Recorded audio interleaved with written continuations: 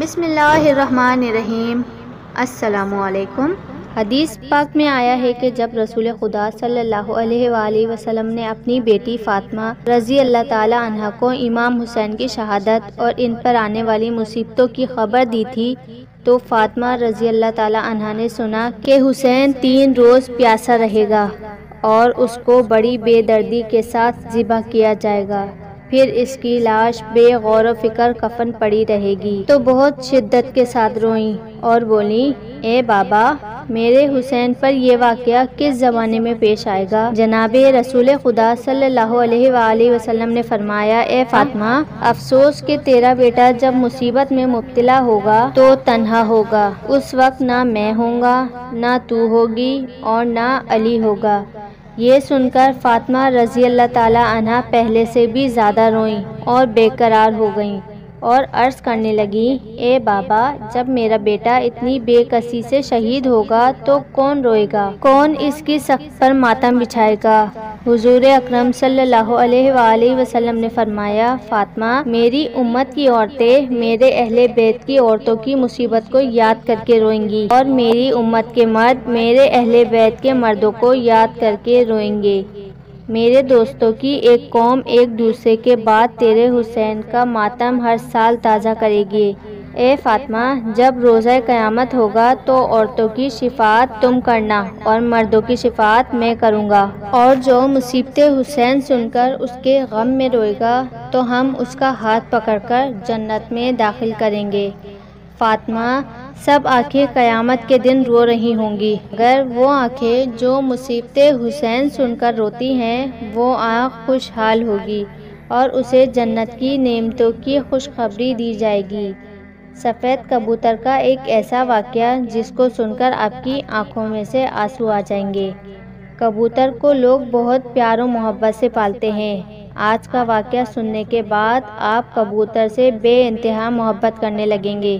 یہ واقعہ ہے ایک کبوتر اور حضرت امام حسین علیہ السلام کا۔ محرم الحرام کے دن کربلا میں حضرت امام علیہ السلام کا سر مبارک آپ کے بدن سے جدا کر دیا گیا جب پیارے نبی صلی اللہ علیہ وآلہ وسلم کی شہزادیوں کو قید کر لیا گیا اور امام علیہ السلام کے غم میں آسمان بھی برس برس کر رو رہا تھا۔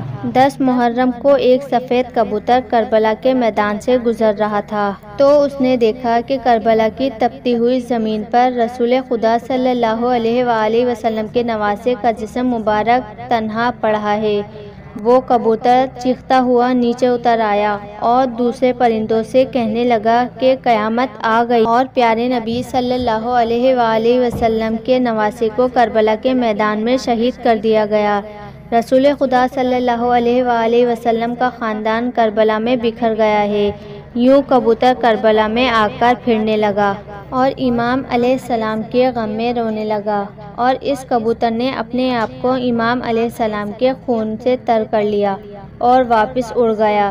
پھر وہ اڑتا ہوا مدینہ شریف جا پہنچا اور طواف کی طرح حضور پاک صلی اللہ علیہ وآلہ وسلم کے روضے کے ارد گرد چکر کاٹنے لگا۔ اس دوران کبوتر کے پروں سے خون کے قطرے ٹپک رہے تھے۔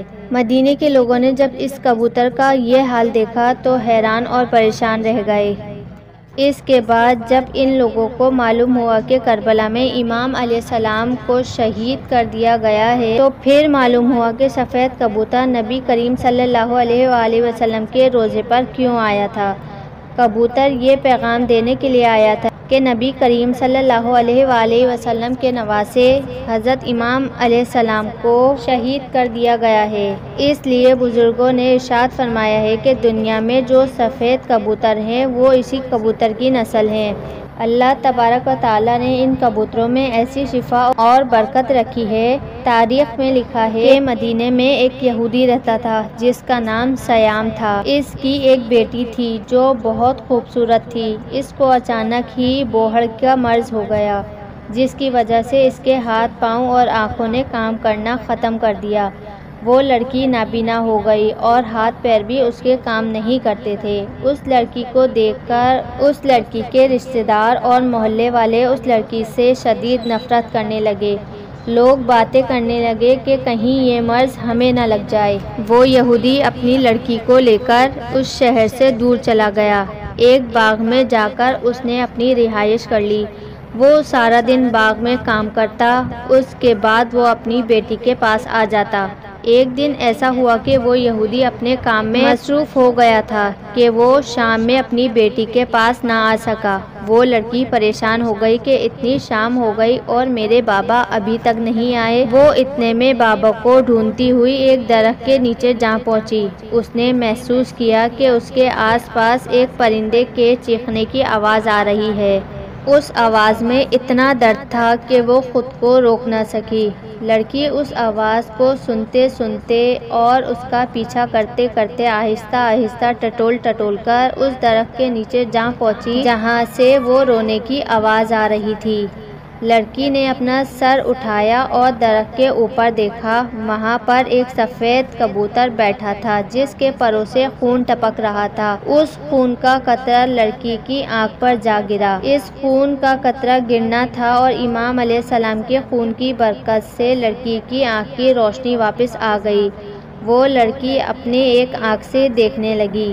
ایک اور خون کا قطرہ لڑکی کی دوسری آنکھ پر گر پڑا۔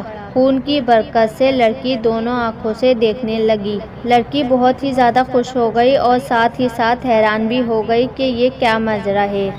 جب لڑکی نے درخت کے اوپر دیکھا تو ایک کبوتر خون سے بھرا ہوا تھا، بلکہ خون کے کچھ قطرے لڑکی کے جسم پر بھی گر گئے اور انہی قطروں کو لڑکی نے اپنے پورے جسم پر بھی مل لیا۔ اس کا پورا جسم بھی ٹھیک ہو گیا۔ امام علیہ السلام کے خون کی برکت سے لڑکی کو مکمل شفا مل گئی۔ اس خون میں ایسی شفا تھی کہ لڑکی پہلے سے بھی زیادہ حسین ہو گئی۔ لڑکی نے اپنے بابا کو ڈھونڈا اور ساری بات بتائی، اور یہ بات سنتے ہی اس کا باپ وہیں مسلمان ہو گیا۔ سبحان اللہ سبحان اللہ۔ آپ بھی ایک بار کمنٹ میں سبحان اللہ کہہ دیجئے۔ سلام ہو سرکار نبی صلی اللہ علیہ وآلہ وسلم پر۔ سلام ہو نبی کریم صلی اللہ علیہ وآلہ وسلم کے خاندان پر۔ سلام ہو اس پاک خون پر جو کربلا کی تپتی ہوئی زمین پر بہتا رہا۔ رسول کے دین کو بچانے کے لیے پیارے نبی صلی اللہ علیہ وآلہ وسلم کے خاندان نے اپنی اور اپنے پیاروں کی قربانیاں دے دی۔ ہمیں قربانی بھی نہیں دینی پڑی اور اتنی آسانی سے اسلام کا پیارا دین مل گیا۔ ہم بھی کیسے لوگ ہیں، پھر بھی شکر ادا نہیں کرتے۔ میری دعا ہے اللہ تبارک و تعالی ہمیں نیک اعمال کرنے کی توفیق عطا فرمائے، اور جو مجھے سپورٹ کرے اسے اور ہمیں دنیا اور آخرت کی بھلائیاں نصیب عطا فرمائے، اور قیامت کے دن اعمال نامے ہمارے سیدھے ہاتھ میں دیے جائیں۔ آمین ثم آمین۔ آپ بھی آمین کہہ دیجئے۔ امید کرتی ہوں کہ آپ کو آج کی معلوماتی ویڈیو اچھی لگی ہوگی۔ اگر ویڈیو اچھی لگے اور آج کا واقعہ آپ کو پسند آئے تو ویڈیو کو لائک کر دیں اور میرے اس چینل جنت پلانٹ کو سبسکرائب کر دیجئے تاکہ آپ کو آنے والی ہر ویڈیو کا نوٹیفیکیشن ٹائم ٹو ٹائم سب سے پہلے مل سکے۔ میں ملوں گی آپ سے اسی طرح کی اگلی اسلامی ویڈیو کے ساتھ۔ مجھے اجازت دیجیے اور دعاؤں میں بھی یاد رکھیے۔ اللہ حافظ۔